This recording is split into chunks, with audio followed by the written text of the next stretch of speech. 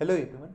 Today we are going to talk about meta elements in HTML, part of Web Technologies course. Meta elements in HTML are used to provide metadata or data, about the document. They are placed within the head section of an HTML document and provide information about the page such as keywords, description, author, and other information that is not displayed on the page itself. The most commonly used meta elements include keywords and description, which are used to specify keywords and descriptions of the page, respectively. Here is an example of these elements in use.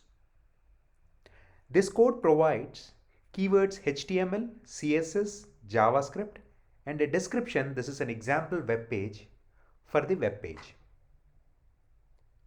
Another commonly used meta element is robots, which is used to specify how search engines should crawl the web page.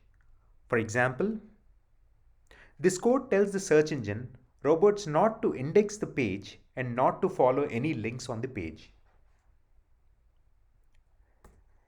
And Viewport is used to control the layout of the web page on mobile devices. For example, this code tells the browser to use device's width as the width of the page and to set the initial zoom level to 1.0.